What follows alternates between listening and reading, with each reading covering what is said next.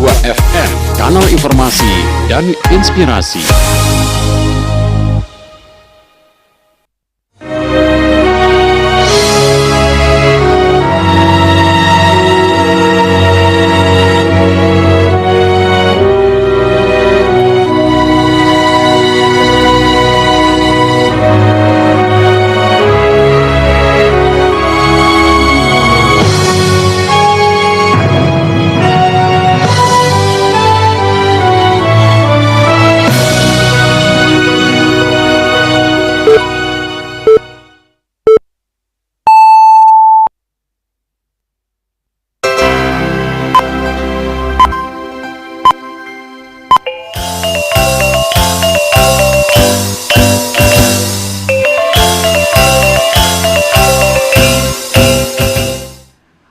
Selamat siang Dusana Padanga, untuk mengawali perjumpaan siang hariko kami sampaikan sehari berita utama.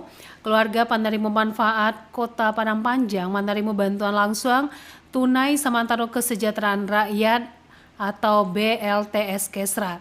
Pemerintah Kota Bukit Tinggi menyatakan siap selaku tuan rumah Musabakah Tilawatil Quran Nasional ke-41. Berita Minang selengkapnya dibacakan di Aldila.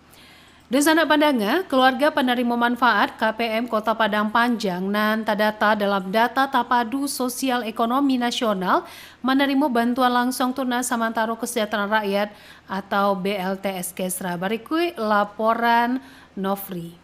Kementerian Sosial Republik Indonesia terus berupaya meningkatkan kesejahteraan masyarakat melalui penyaluran bantuan langsung tunai Samantaro Kesejahteraan Rakyat atau BLTS Kesra. Bantuan ko juga menyasar kepada sekitar 7.000 keluarga penerima manfaat KPM di Kota Padang Panjang. Pendamping sosial Kementerian Sosial Wilayah Kota Padang Panjang Lasri Eka Sahmi Kapatang menyampaikan, setiap kepala keluarga kakak akan menerima bantuan sebesar Rp900.000. Penyaluran BLTS Kesra ko dilaksanakan melalui PT Pos Indonesia serta salah satu Bank Himbara. Menurut Lasri, penerima bantuan BLTS Kesrako adalah masyarakat kurang mampu dan masuk ke dalam kategori desil 1 hingga ampe berdasarkan data Tapadu Sosial Ekonomi Nasional atau DTSN. Dikatakannya total anggaran yang dialokasikan untuk program BLTS Kesrako di Kota Padang Panjang mencapai lebih dari 6 miliar rupiah. Bantuan ko diharapkan dapat memberikan dampak signifikan dalam meningkatkan daya beli serta kesejahteraan masyarakat di Padang Panjang. Lasri menuturkan proses pencairan bantuan telah dimulai sejak akhir Oktober serta direncanakan akan berlangsung hingga Desember 2025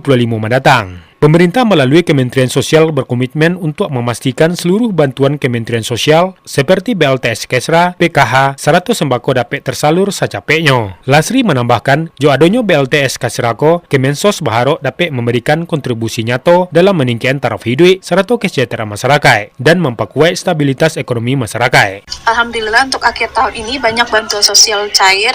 Selain dari PKH dan sembako, juga ada bantuan BLTS Kesra, yaitu bantuan langsung tunai sementara kesejahteraan rakyat, merupakan program dari Bapak Presiden Prabowo dengan nilai bantuannya Rp900.000 untuk pencairan 3 bulan, yaitu Oktober, November, dan Desember. Dicairkan satu kali, dimulai bulan dari ini sudah mulai berangsur-angsur pencairannya. Dicairkan melalui 2 cara. Yang pertama itu melalui Bank Himbara, yang ini KPM, PKH, dan sembako yang sudah memiliki kartu merah putih. Itu sudah mulai pencairannya di bulan. Sedangkan untuk PT Pos itu khusus untuk penerima BLTS Kesra yang merupakan bukan penerima bantuan sosial PKH dan sembako. Itu melalui pencairannya itu melalui PT Pos. Sementara itu salah seorang penerima manfaat warga Kampung Manggis, Kecamatan Padang Panjang Barat, Nelly Evita menyampaikan rasa syukur dan terima kasihnya kepada Presiden Prabowo Subianto atas program bantuan BLTS Kesrako. Dirinya mengatakan bahwa bantuan ko datang tepat waktu dan sangat membantu terutama untuk memenuhi kebutuhan sehari-hari dan biaya sekolah anak-anaknya. Saya Nelly Evita, KPM Kampung Manggis. Alhamdulillah penerima BLT Kesra 900.000. Terima kasih untuk pemerintah, Pak. Ini sangat bermanfaat bagi kami karena pada saat ini anak-anak saya 3 sedang kuliah. Jadi sangat membantu sekali bantuan BLT Kesra ini bagi saya, Pak. Dan Alhamdulillah ini bantuan pemerintah sangat bermanfaat, Pak, untuk biaya kehidupan anak-anak saya yang sedang kuliah. Harapan saya bantuan dari pemerintah ini tepat sasaran ya Pak, bagi keluarga yang benar-benar membutuhkan. Nelly Evita berharap program ko terus berlanjut, serta semakin banyak masyarakat yang merasakan manfaatnya. Nofri melaporkan.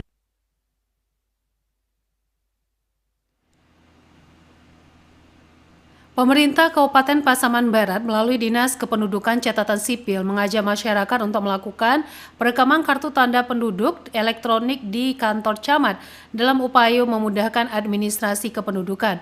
Pelaksana tugas Kepala Dinas Kependudukan dan Catatan Sipil Pasaman Barat Yosmar Divta menjelaskan fungsi KTP sangat banyak bagi masyarakat, mulai dari identitas diri, syarat untuk menikah, untuk mengurus perizinan, dan mengajukan pinjaman serta untuk membeli rumah.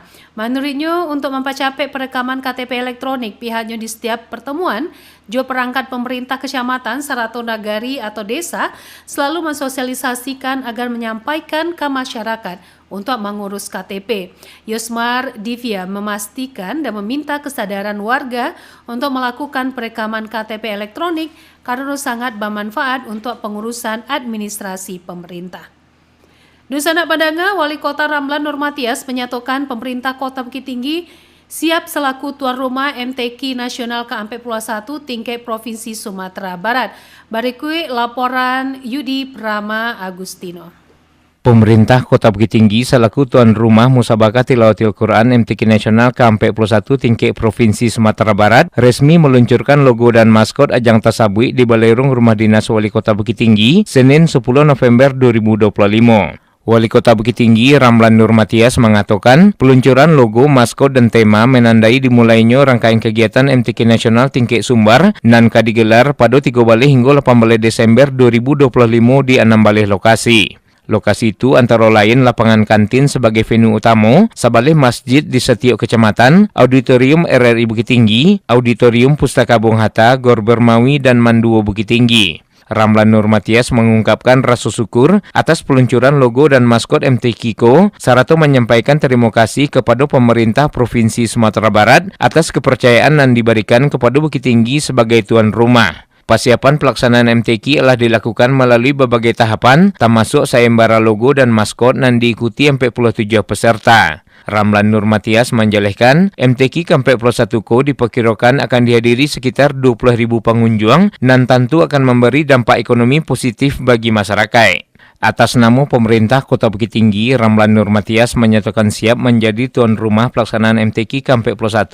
Peluncuran logo dan maskot itu menjadi bukti kesiapan tuan rumah menyukseskan ajang tersebut.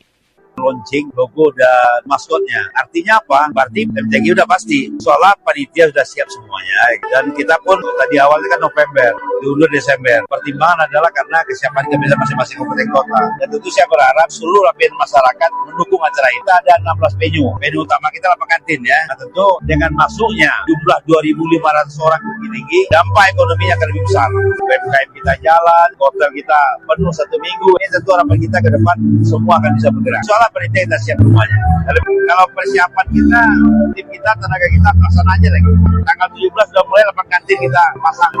Ramlan Nurmatias menambahkan, MTQ merupakan kegiatan nasional dan rutin sekali 2 tahun dilaksanakan dari tingkat daerah hingga nasional sebagai bentuk siar Islam dan wadah untuk meningkatkan pemahaman serta pengamalan Al-Quran di tengah masyarakat. Selain itu, penyelenggaraan MTQ juga diharapkan memberi dampak positif bagi kehidupan sosial dan ekonomi masyarakat Kota Bukit Tinggi. Yudi Prama Agustino melaporkan. Universitas Islam atau UIN Bukit Tinggi bersama Kontak Tani Nelayan Andalan, Sumatera Barat, serta Gerakan Pemuda Tani atau Gempita Korwil Sumber melakukan panen padi bersama di Demplot Padi Organik. Ketua KTNA Sumber Asnal Zakri mengatakan hasil padi jenis kurui kusui menggunakan pupuk organik cair Herdanik labiah unggul dibanding padi lain dan sejenis. Herdanik adalah pupuk cair hayati majemuk organik asal agam yang berfungsi untuk menyuburkan tanah serta meningkatkan kualitas tanaman.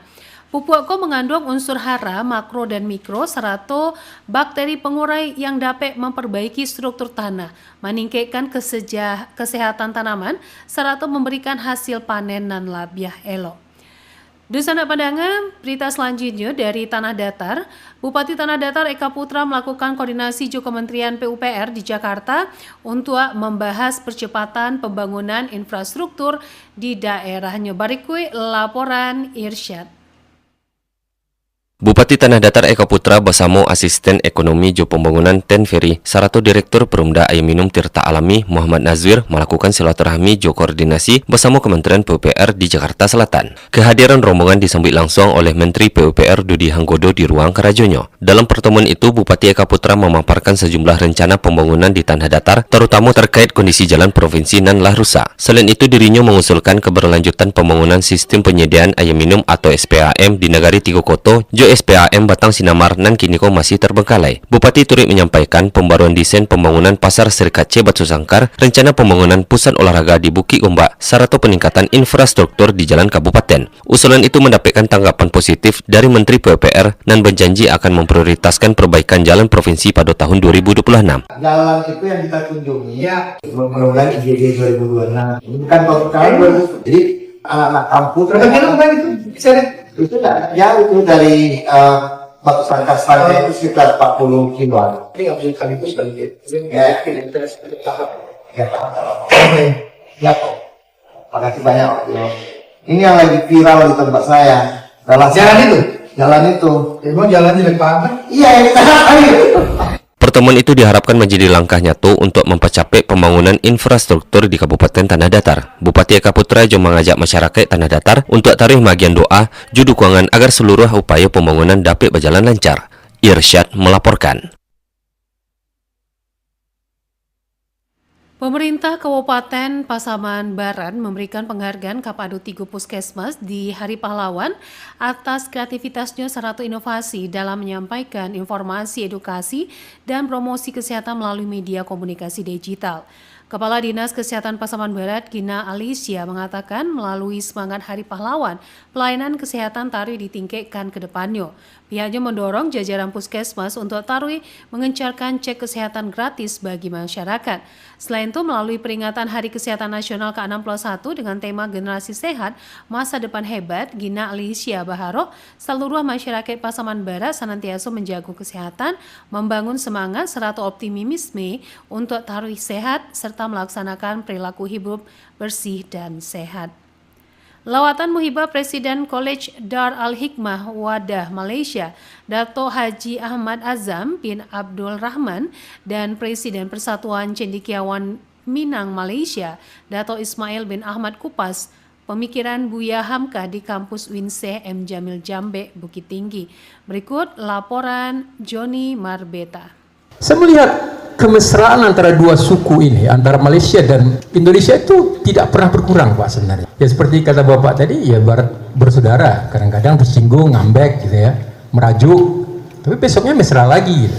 Lawatan muhibah dan kuliah umum Buya Hamka bertajuk Semangat Umatuk, Kesatuan Umatik, Kesatuan Umat, Meroboh Sempadan Negara, Bangsa, Legasi Penjajahan, berlangsung di ruangan teater sinema Winseh Jamil Jambe, Bukit Tinggi pada Sabale November 2025, hadirkan Presiden College Dar Al-Hikmah dan Wadah Malaysia Dato' Haji Ahmad Azam bin Abdul Rahman dan juga Presiden Persatuan Cendekiawan Minang Malaysia PCMM Dato' Ismail bin Ahmad dan juga ditandai kegiatan tujuh Letter of Intent LOI memuai pendidikan bersama dalam bantuan Grand Design, khidmat masyarakat, fellow lecture, teknik diinisiasi Kantor Hubungan Internasional International Office LP2M Winseh Jamil Jambe, Bukit Tinggi.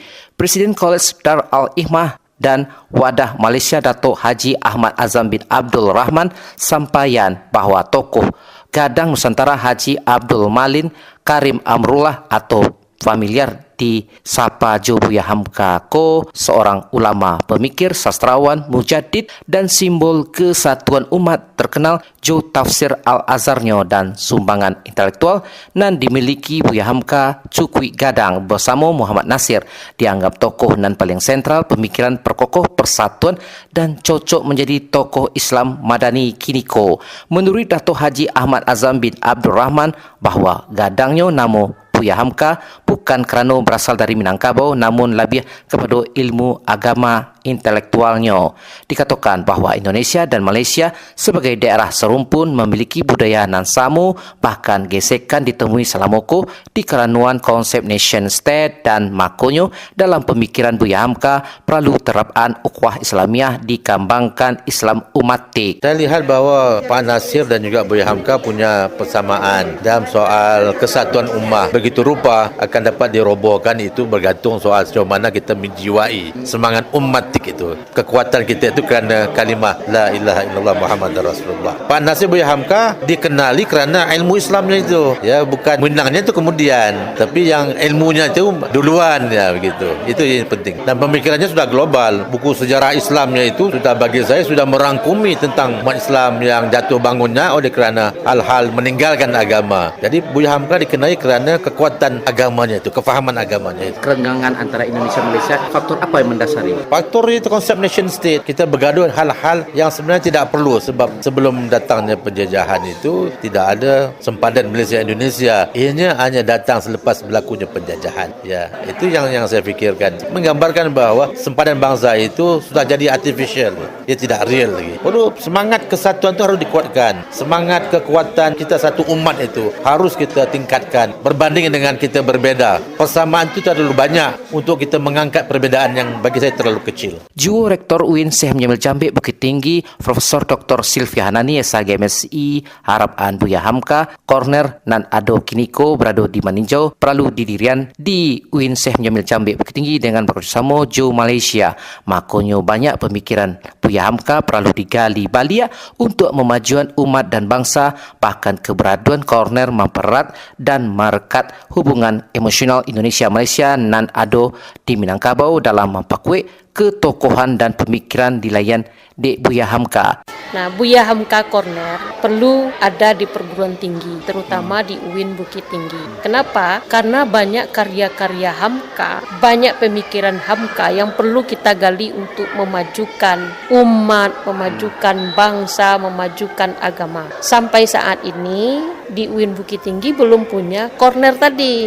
Nah, dengan adanya kerjasama dengan Malaysia ini, terwujud corner ini sebagaimana kawan-kawan yang dari Malaysia mendirikan museum Hamka yang ada di Maninjau itu. Corner mempererat, merekat hubungan emosional antara Minang Malaysia dengan yang ada di Minangkabau. Tidak saja kuat dari segi persaudaraan, tapi juga kuat dari segi pemikiran dan ketokohan. Termasuk pertukaran pelajar, Bu?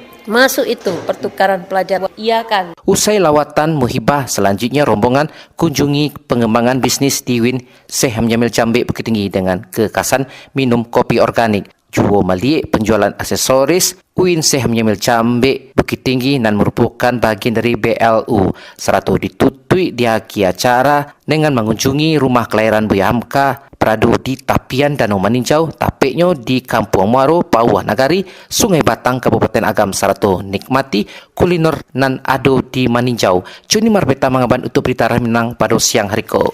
Dalam upaya memperkuat sinergi antar lembaga, jajaran pengurus Komite Olahraga Nasional Indonesia atau KONI Kabupaten Pesisir Selatan melakukan kunjungan silaturahmi ke kantor Kejaksaan Negeri atau Kejari Pesisir Selatan. Ketua Umum M. Adli menyampaikan kunjungan tasabi dilakukan sebagai bentuk silaturahmi satu langkah awal untuk membangun koordinasi dengan berbagai pihak, terutama dalam hal pengelolaan dana hibah dan pengembangan olahraga di Pesisir Selatan. M. Adli menegaskan Kejaksaan siap memberikan pendampingan hukum serta pembinaan pengelolaan keuangan organisasi berjalan sesuai peraturan perundang-undangan. Komite Olahraga Nasional Indonesia KONI Sumatera Barat siap menatap pelaksanaan Pekan Olahraga Provinsi atau Porprov sebagai agenda di tahun 2026. Berikut laporan Alwan Ahmad Fauzan. Trio pimpinan Komite Olahraga Nasional Indonesia KONI Provinsi Sumatera Barat menegaskan komitmen mereka untuk mengkawal sejumlah agenda strategis dalam masuk kepengurusan periode 2025 hingga 2029. Hal itu diungkapkan Ketua Umum KONI Provinsi Sumatera Barat Hamdanus kepada wartawan bahwa dirinya bersama Sekretaris Umum Anandia Dipo, Sarato Bendahara Umum Halim Fitra Setiawan sepakat bahwa percepatan pencairan bonus atlet Jo persiapan Porprov 2026 akan menjadi prioritas utama. Ketua Umum KONI Provinsi Sumatera Barat Hamdanus Jo menegaskan pihaknya akan memastikan hak-hak atlet terpenuhi. Sarato pembinaan olahraga di daerah akan kembali bergairah. Banyak proses komitmen kita KONI Sumatera Barat untuk Porprov 2026 Pasek. Untuk KONI Sumatera Barat, kami insya Allah akan tetap melaksanakan Porprov 2026 demi atlet-atlet kesayangan Sumatera Barat. Hari ini sudah diselesaikan bonus PON bela diri Sumatera Barat untuk gerak cepat seperti Tekden Pak Gubernur dan Pak Wagub. Salam olahraga. Jaya! Hamdanus bersama jajaran KONI Provinsi Sumatera Barat berkomitmen untuk merangkul seluruh stakeholder olahraga di daerah, baik cabang olahraga, pemerintah maupun komunitas olahraga di dalamnya. Alwan Ahmad Fauzan melaporkan. Sekian berita daerah berbahasa Minang untuk siang hari ko. Berita daerah selanjutnya dapat disandarkan di shop pukul 6 waktu Indonesia Barat. Salam esi.